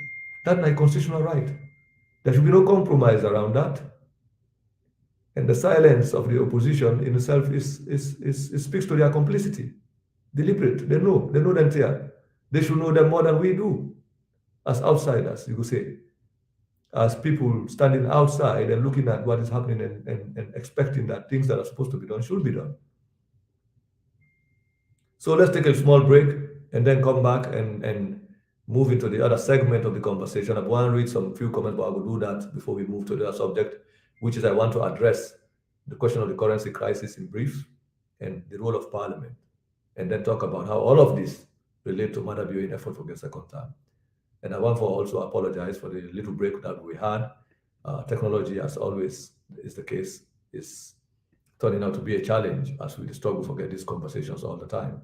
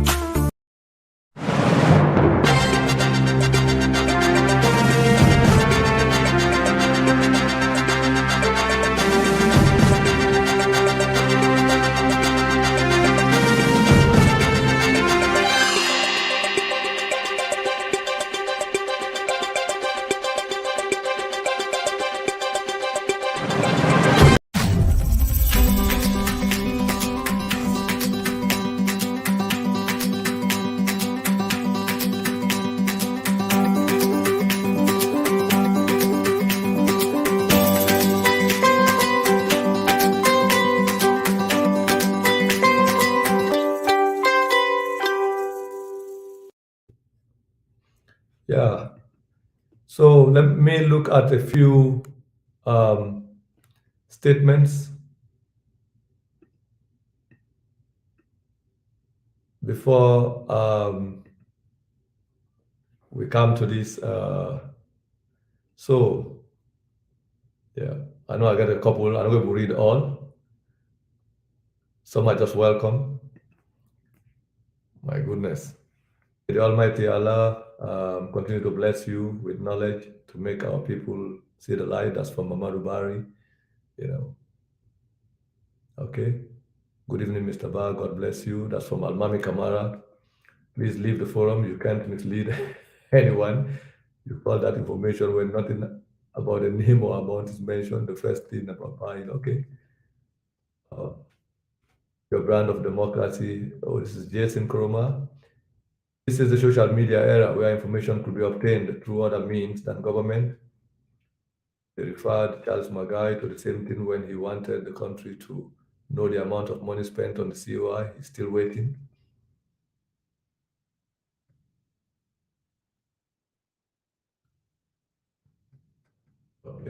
Thank you for your contribution in highlighting the thorny issues Sierra Leone faces at this crucial stage. That's from Baba Kamara. Thank you, Mr. Ba. Today I have learned how multi-party system came into existence. Mola Isa Kamara.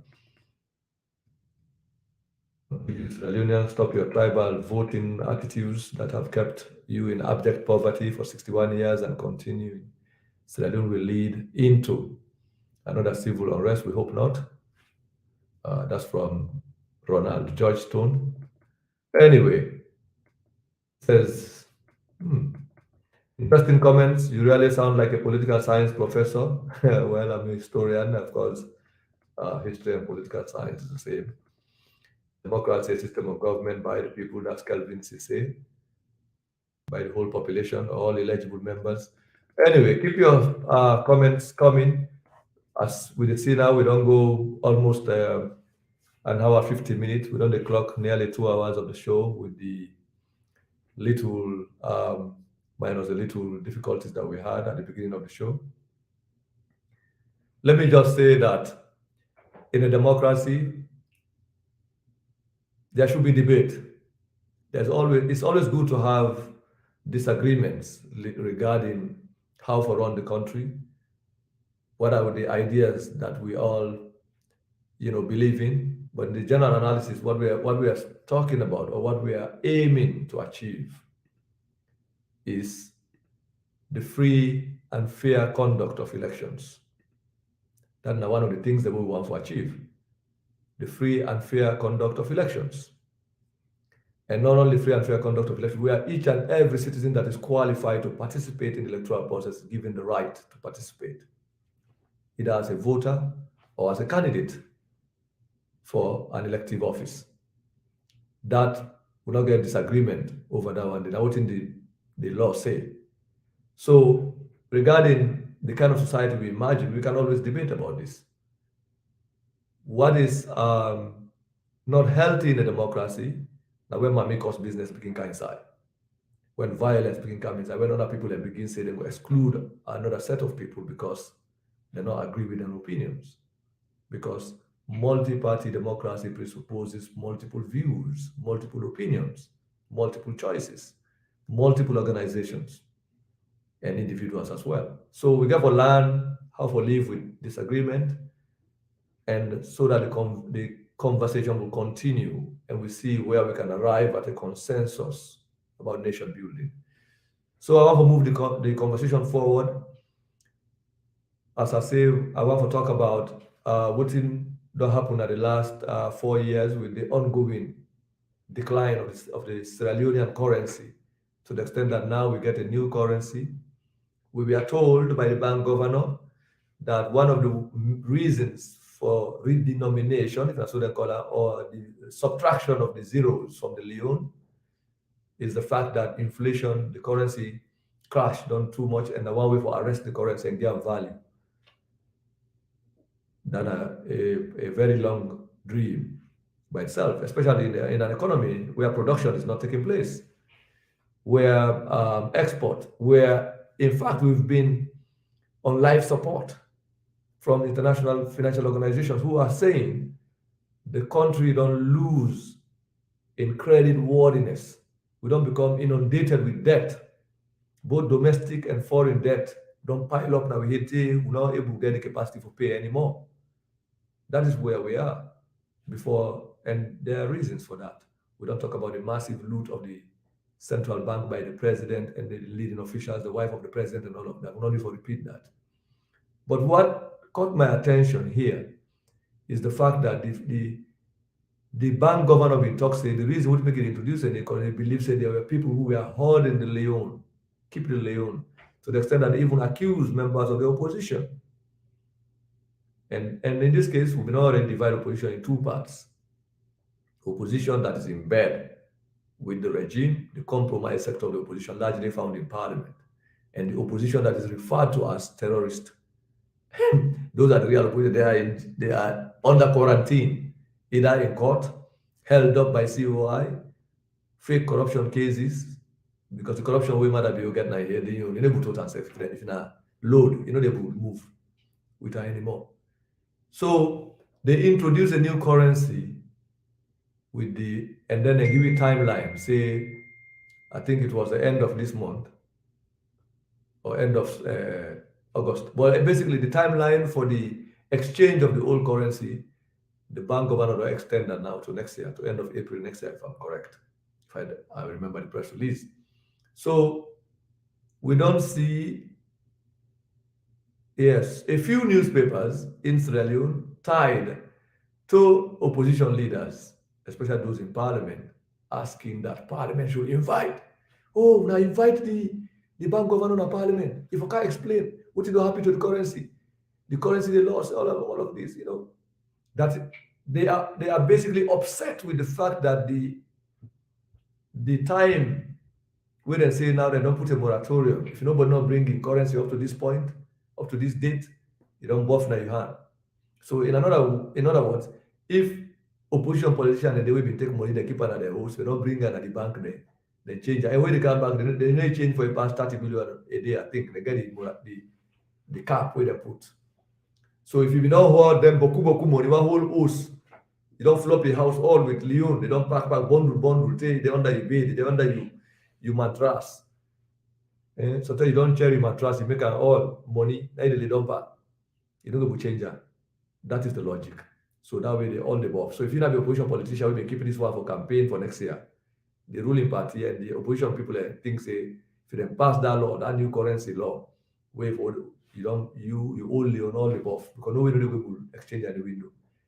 Now they sit again, they can say, hey, this one a fool be fool. We think say we make this a problem. The old Leon will go away. So now I extend the old Leon exchange time to April next year. The bank government and IC don't calculate and back on the union. So what happened now? The opposition people have again, some of the journalists then around begin say, oh, when I see the newspapers then. Because every morning, one of the things that I do habitually is that every morning I receive photographs, sent to me via WhatsApp through some of me. I will call them my own staff in Sierra Leone. They send me, I get people whose business is to take photographs, pictures of all the newspapers that come out in Sierra Leone on a daily basis, every day.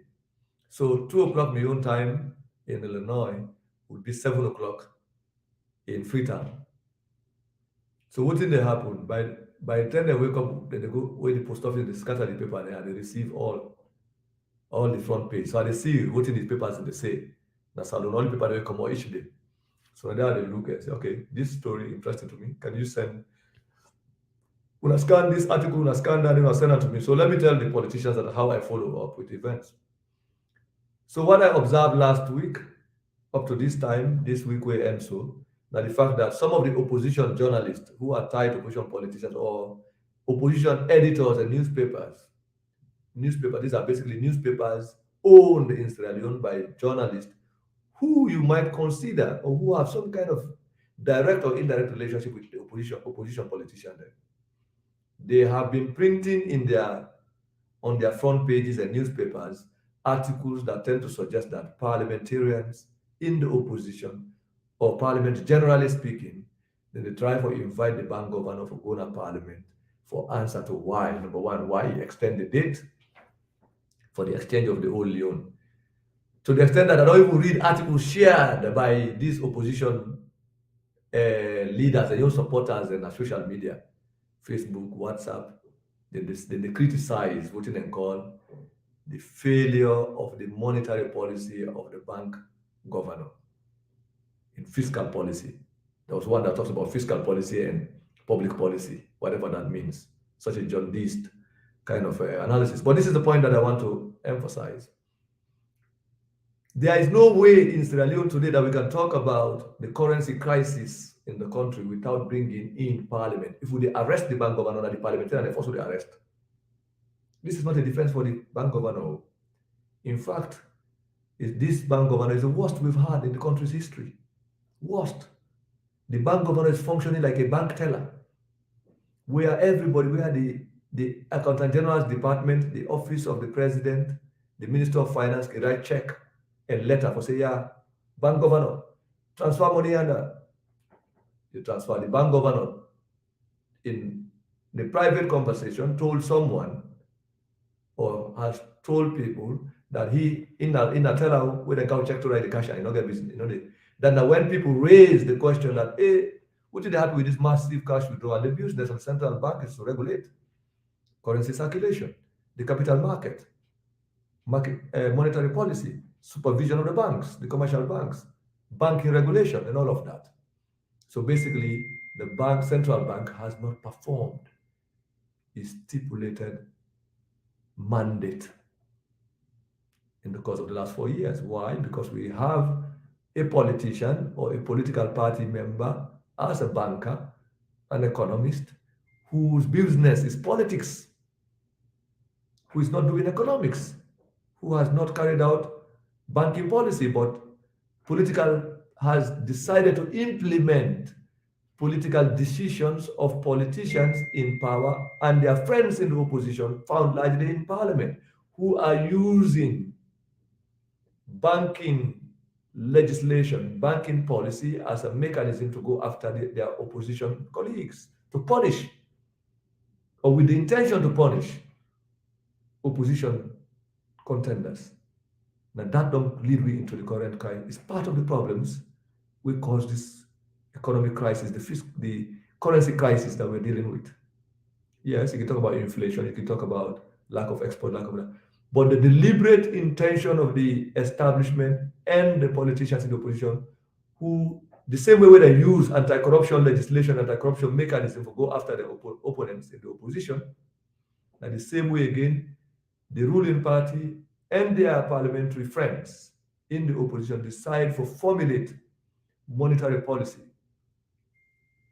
cash policy. They approach the currency crisis, they use the currency as an instrument to go after their colleagues. So they did not only use political instruments against, but they decided to weaponize the currency market in the process of clamp down on opposition. That is what we are looking at. This is not to say the failure of the fiscal policy and the economy, debt and cash and corruption not result of this. But the problem became compounded when the currency was brought in as an instrument for clamping down on opposition. What do I mean? There is no way you will get a change of currency, the denomination of the currency, the subtraction of the zeros without parliamentary approval. Now, when I ask myself, was there any opposition by members of parliament, the APC, and other people, a real opposition to the introduction of a currency redenomination policy? Was there objection by the opposition in parliament against the bank governor's so-called decision for subtract the 3 zeros from the currency? Was there an inspection of the amount of cash that has been printed, paper money that has been coming into the country? In fact, the new currency was printed way in advance before the banking legislation was passed. There's evidence to that effect. Now the opposition is becoming angry, vexed, because they think the bank governor don't realize he has been made a fool by the politicians. He has been turned into a quasi-economist, as a pedestrian economist, like somebody who knows school, and that they turn into. And all you can talk about, can follow, can on. You can disagree with him, but he received very good education. University of Virginia is one of the best in America. Not to crash his. Okay, there's a difference in terms of whether he has been a productive academic or not, but we can say that he received very good training. That we can agree, because University of Virginia, now they're getting PhD from what I understand. And if that is the case, you cannot consider him an uneducated economist or uneducated academic. He's an academic, yes. And this idea, when I talk say book, Since the man had a teaching classroom. No, there is nothing wrong with education. There is everything wrong in thinking that education is not important. In fact, only people that were dishonest, I'm going to tell you, say book not important. Now, people that were not sabi about the value of education, we try to undermine education. We not really, really understand the importance of education. That then we begin to talk down on education. People who do not know the value of education. No society in the world has advanced, has developed without education of any kind, whether an Arabic education, na juju education, or any kind of education. But education, knowledge is key to social development. Knowledge, research, scientific advancement. You can, it's, they get telephone, they get computer. This Facebook is impossible without knowledge, without education and research. So anybody will tell you say education not important, or somebody will get PhD not important, that's possibly not supposed to talk about. We really have to have a conversation around that. The essence of education. What is education? Who do we consider an educated individual? Anybody with the undervalue or the valorized knowledge, the valorized education, now possibly not honestly understand the importance of education. So we are not having a problem with the economy because the bank governor is uneducated or is not somebody with sound education. No, now because the politicians decide to make the bank governor, a pedestrian. They turned him into a midget, into a tool. So they decide to use the bank governor and the bank governor in policy and monetary policy or the central bank as an empty casket.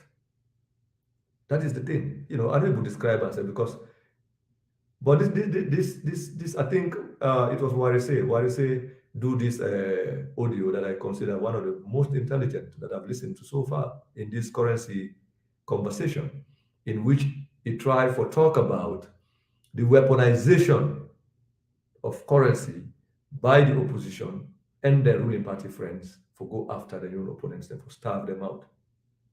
Now, where we are, when two elephants are fighting, they say that the grass they suffer. The economy is in shambles. The currency exchange is so. This is not the creation of Kefala Kalon alone. It is the creation of Madabio and political friends in the opposition in parliament who are advising him. They are the same people who advised him to sack or deliberately suspend Lara Telopias and dismantle the entire internal audit control within the government, within the administration. To the extent that now we get this disappearance of $10 million that nobody wants to talk about. $10 million. And you have the National Public Procurement Authority trying very hard to crookedly create within their own database a system to justify, to the extent that now that then don't even move from within the bid document and say NSSF then create their own different record in conflict. And you have your parliamentarians serving as spectators in the process. Then people are not destroying the country. It don't matter, no more destroyer. The APC, NGC, and C4C parliamentarian then they help us to do this. If God, if fire thunder right now on the people that will destroy the economy of the country for the last 4 years, they're not going to survive. I will tell you that for free. You love them. But that is the reality.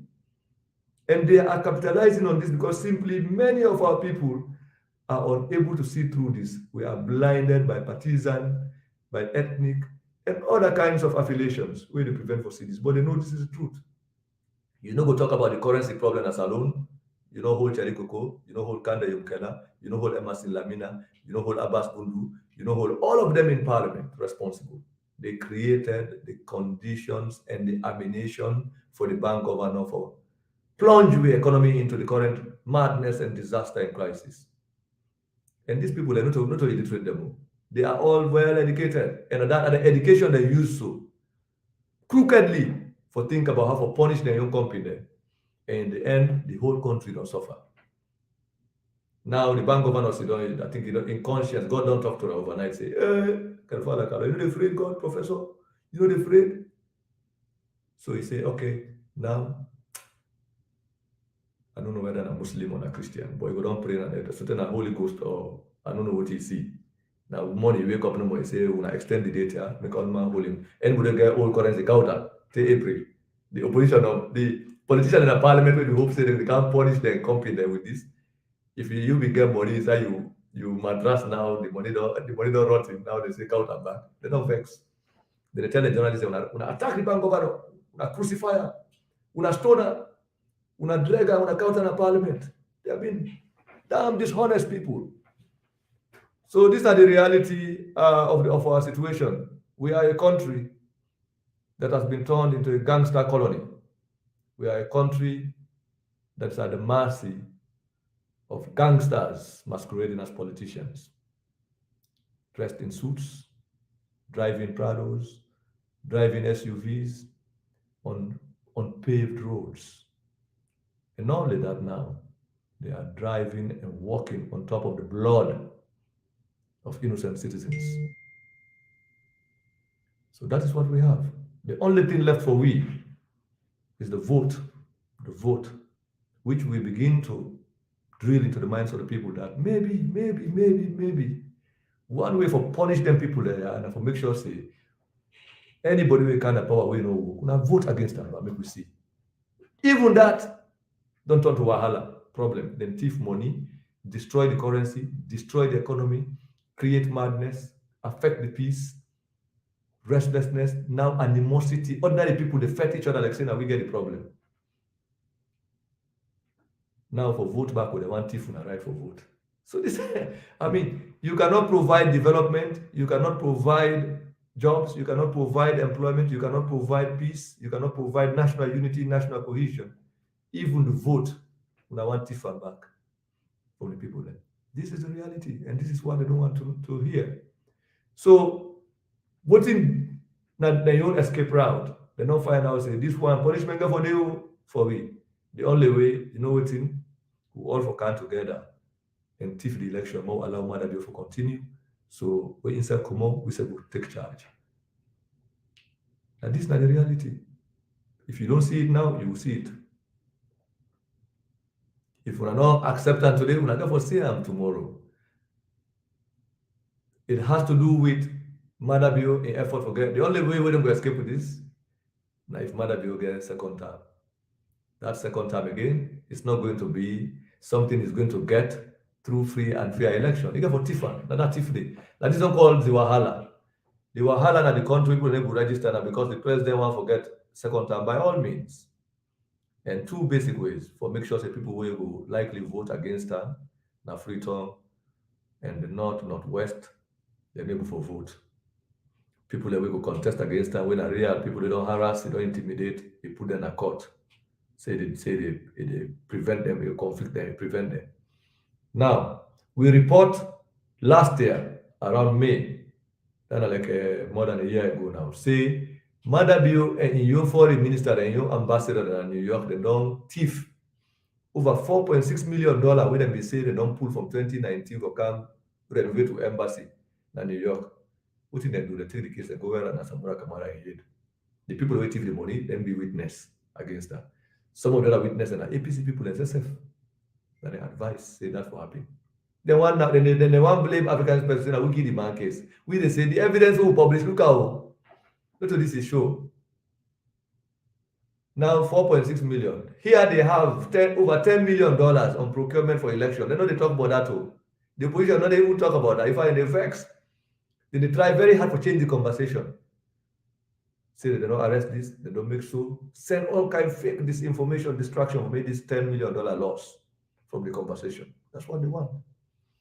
And the people that will vex for this story are more than the opposition people are checking them, especially the parliamentary leaders. They don't want this. But we don't decide, say, we go push this conversation until by the time we're done, sometimes they all hate the money, go to see another hate and then body up. That's what we've decided to do. So let the conversation continue. Mother Bill, if he believes, say, he's democratic, his free education campaign, he's a good leader, he don't walk past all the previous presidents, and since we get independence to now, he should not be afraid of free and fair elections. But he's afraid of that. That's what we've seen. He's completely afraid of free and fair elections. He does not want free and fair elections. he wants an election where only those he believes are going to vote for him will be the people that will be given the free chance to register, free chance to vote. He wants an election where only candidate he believes will allow him to steal the election will be the candidates of the opposition. This is why the APC not get even executive. The only time the APC has functioned like this is when Madabe was a military leader, part of the NPRC, between 1992 to 1996, when they banned APC, when they get small 5 seat. 2002 they begin come up, 2007 they return. The only time the APC has become dysfunctional again is when Madabio is president of the country. The party not get ward executive, they not get district executive, not get constituency executive, regional executive, national executive, and diaspora executive. Me not a APC member. I'm not looking for membership in your party. I'm just speaking truth. And the reason why I want opposition within the country, because we cannot have democracy without opposition. Right now, we not go opposition. We get people that we call themselves opposition. We don't go hide because the internal supporter there. When I get problem with vote registration, I send that to the diplomat there. When I complain to EU, when I complain to the Western diplomat. Now take when I ask if the EU ambassador, the American ambassador, the British High Commissioner, and all the foreign diplomats and their staff are not touring across Sierra Leone, who will be looking at registration centers and registration staff to check whether registration is happening or not? Now, these foreign diplomats, they don't understand the local situation. No. It's possible they will end up going into a pooling into a registration center. They ask, who are the party agents? People will show up saying, yes, I'm representing APs, I'm representing SLPP, when in actual fact, they might be representing SLPP. The only people who will be able to distinguish this in real sense are the APC people there. And we are saying, in the real sense, a party without an executive, a party without legal structures from the base to the top of the apex of the tree, will not have the capacity or cannot have an organized electoral machinery. Anybody who try to say that is either trying to dupe himself or is trying to deceive the public, including party supporters and international people. That's what the APC, so-called election monitoring, registration monitoring team are doing. They are being dishonest to themselves, to God, and to the country, and to their supporters. We, the Teluna Dande, let the multi-party environment exist, make people get the opportunity for cast their ballots and decide. If they want Madabio as president to continue, they can do that. So back to what I've been saying, currency. We cannot talk about Kefala Kalwa and the madness in the currency without holding Cherry Coco and Kande Yumkela, Emerson Lamina, and parliamentarians responsible. They passed the law for the denomination of the currency. They allowed for the introduction of a new currency, and they have a majority. Now, they also allow the Bank of Ghana to impose moratorium on when and how to exchange the old currency. Now, they are angry and upset. They're using their media people or their connections with certain media people to call for the head of the bank governor, because they think he has betrayed the ethos of the purpose of their weaponization of the currency market against supposed political opponents, because they get this illusion that politicians who are hoarding the old currency from the old government might be having money in their houses, when in actual fact, the politicians who are hoarding money, taking out cash, are in the ruling party right now. How much money would have not been seen Musa Jajua and Mohammed Esbayobi withdraw in the name of Madabio? How much money have you not seen Mohammed Sharif from the chief minister's office? How much money have you not seen Fatima Bio in the loot every day, including how much they took recently when they are going out in 2 weeks? What has Parliament done? Are they really concerned about currency? Are they really concerned about the management of the central bank? Are they really concerned about the operationalization of fiscal policy? What have they done with the illegal allocation of budgetary allocation to the office of the First Lady? So our democracy is what it is because of the betrayal that we've experienced from Parliament. It's sad. But there's hope that we might get a free and fair election if we struggle for that free and fair election. We therefore call on each and every citizen to come out and register. We therefore demand an extension of registration. You repeat, in areas where people have been left out. And CONE must, as a constitutional duty, show me the numbers per ward and per center and per district before we come to region and before we begin to talk about the credibility of statistics. Of course, is Anti-Corruption Commission and Parliament must look into this fraud that has characterized the procurement of voter registration materials. So I would like to take a little break and then come and sum up, and then we end this program. But I want to thank many of you who have made it a duty to be part of this conversation and make the discussion continue. We cannot relent. We can only develop a country through ideas, not through violence, not through mamikos. It has no place in national development. There is nowhere in the world where vulgarity has changed the society. No side.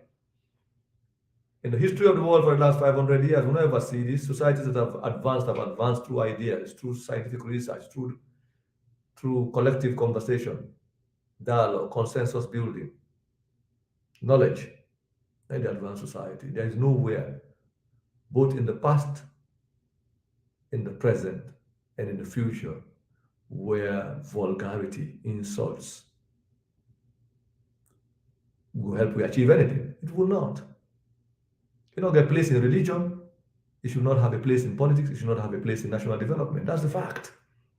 And it is what it is because the disingenuousness, the dishonesty of the politicians who don't decide for runaway from providing real leadership for the people in pursuit of their own selfish interests, don't create these networks of violence. They've become, instead of nationalism, they've become entrepreneurs of violence, owners and managers of violence of various sorts, psychological, verbal, political, any kind of violence for enhancement, because by themselves they are this poverty of ideas. The only way they specialize in how for crook, how for develop these things they want to talk about, for cheat the country. And we cannot continue this way. We cannot. That is the real idea. Let's take this break and then we come up and say our buys. And I want to thank those who have contributed by way of expressing themselves in the comments. I am not too specialized in reading each and every comment, but I do respect each and every contribution to the conversation. Everybody must have an opportunity to express themselves and say something. That is what the beauty of democracy is, and the only way we will develop.